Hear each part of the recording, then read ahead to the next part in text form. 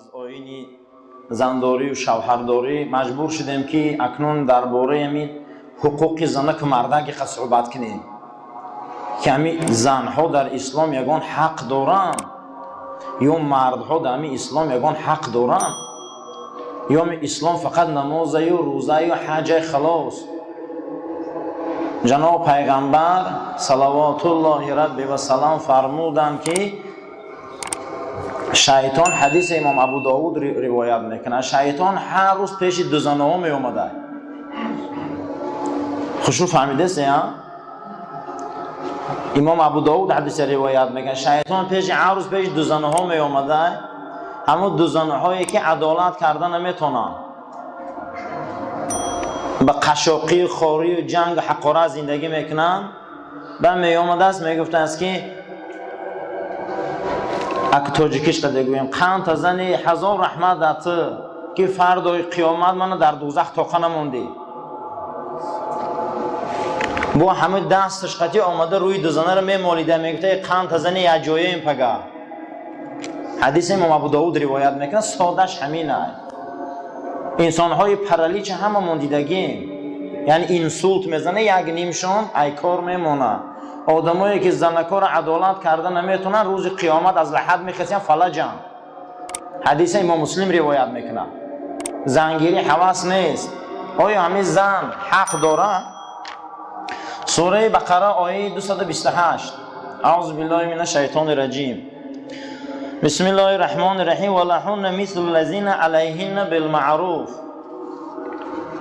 ای مردها، شما در ذمتان حق است، حق خاصه زنها دارند که از روی عرف با زنکا زندگی کنید. عرف مردمی ترک از تاجیک فرق داره، تاجیک از قفقاز فرق داره، قفقاز از ازبکش فرق داره. ما باید عرفا را شناسیم. خاصتا زنکا هم دعوا کردن نمیتونن که باید یک شب پیش ویشته باشه، یک شب پیش اینشته، یا هر روز یک لباس نو کنی، هر روز باید طلا خرید. این حق هم ندارن. به عرف زندگی کنی. میگه عرف چیه؟ عرف تاجیکی ما همین زندگی ما عادی زندگیه. علیهن بالمعروف، با زناتون خوشرو زندگی کنی. ابن قدامه را میپرسن که معروف تا چی میدرایه؟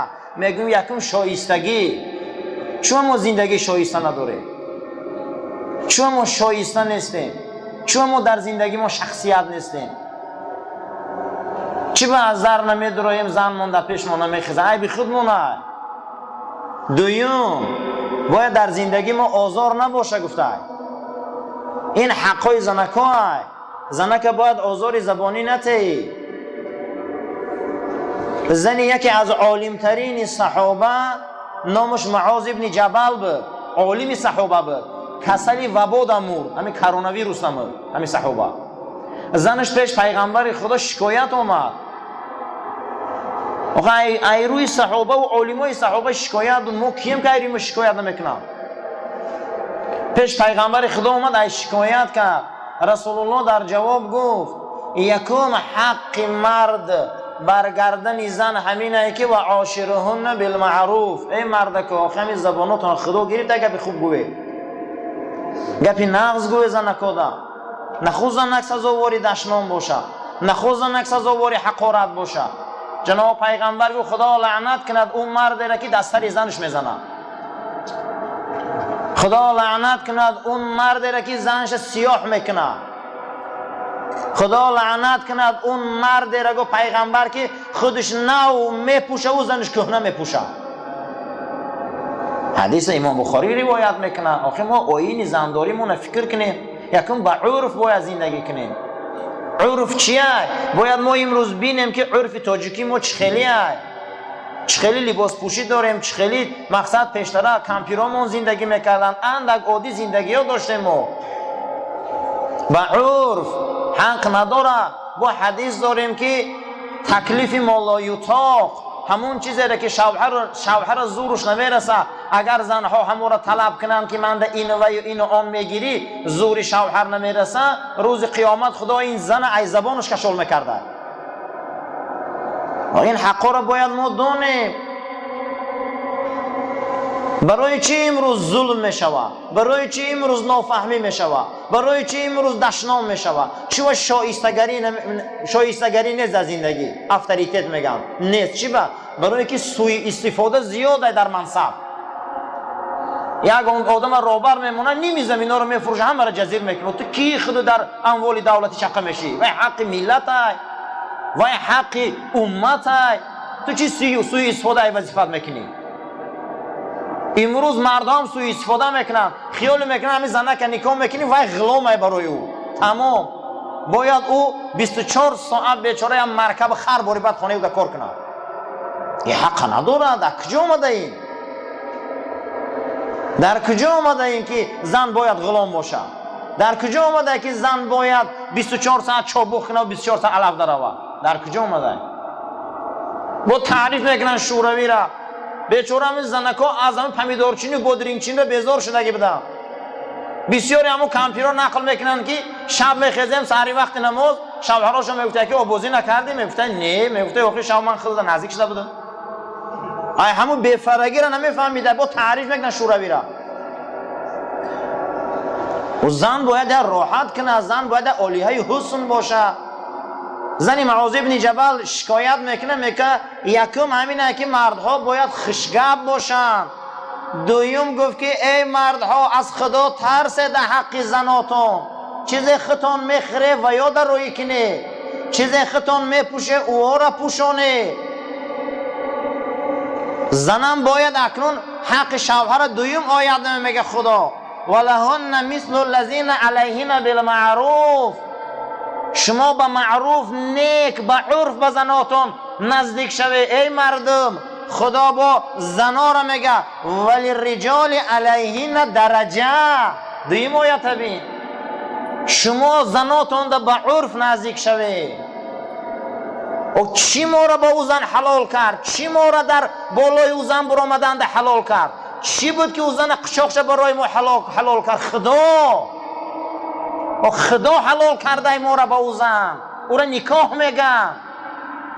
چی به امروز سخن خدا در خیانت میشه؟ چی به امروز سخن خدا در عدالت نمیشه؟ چی به امروز سخن خدا را گوش نمیکنیم؟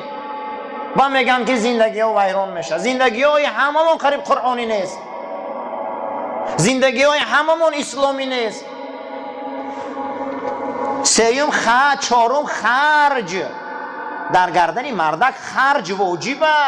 او زنک میپوشه، او زنک میخره، او زنک سکنا یک باید رخت خواب داشته باشه، او یک لگند سرشویی داشته باشه، باید او زنک یک تسبیح و جای نماز داشته باشه، یک دیگ و کوسه داشته باشه. اینا میگن خرج. نخواه که فقط زن برای کیف و صفا باشه و خلاص. و خدا حلال گردانیده او 4 زنه. اول ایناش باید فکر کنیم. در صورت زن زدن حرام، دشنام زن حرام. زنها باید شوهر اطاعت کنن، زنها باید عفت داشته باشن وقتی این حرمت ها رو شوهر میکنن.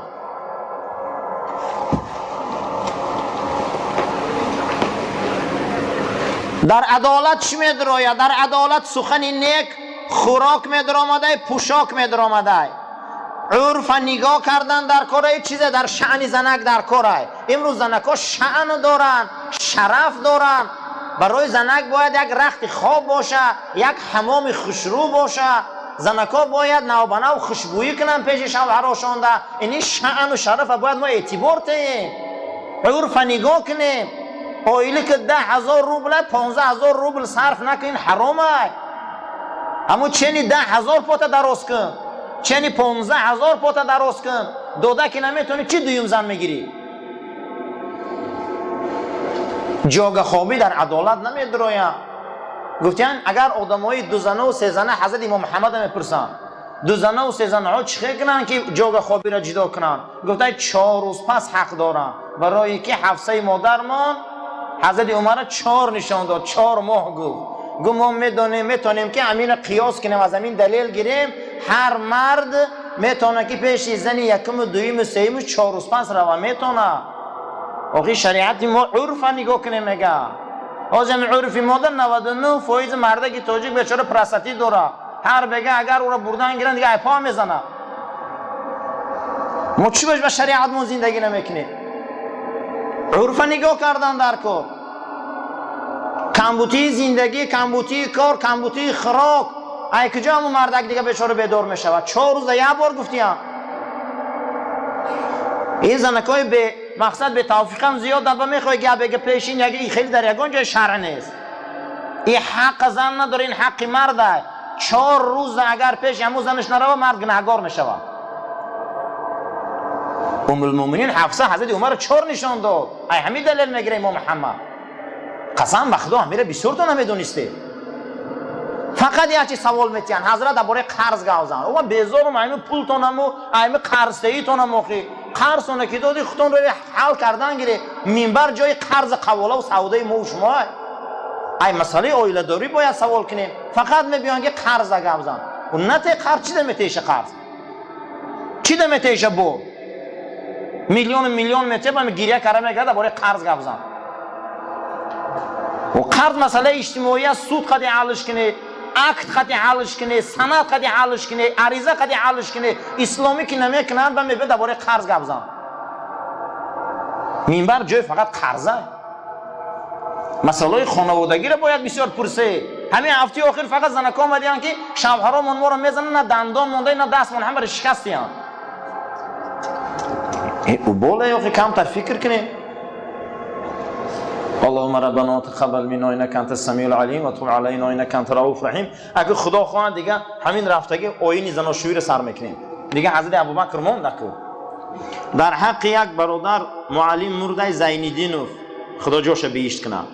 در حق یک برادرمون امان در حق پدر و مادرش خدا پدر و مادرش رحمت کنه.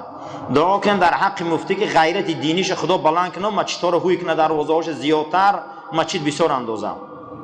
در حق پدرش دعا کنه که پروردگار پدرش جوش بهشت کنه. در حق مسلمان‌ها دعا کنه خدا بیماراشون شفا بده. وطناشون تینچ کنه، کیسه‌هاشون پری سوم کنه، پروردگار غیرتشون زیاد کنه، یعنی که همون زناشون خوشو نگاه کنن و به ناموسانه 2-3 زن گیرن. دعا کنیم در حق یک برادرمون در حق فرزند زنش خداوند و زن و فرزندش به کمال پیری رسونه. دعا کنیم یک برادرمون در کام بده خدای هوشیار شود، سلامتیش خدای بردوام کنه. دعا کنیم در حق یک برادرمون که دخترچه‌اش اپراتسیون می‌داره آورده خود دخترچه خدا شفا بده.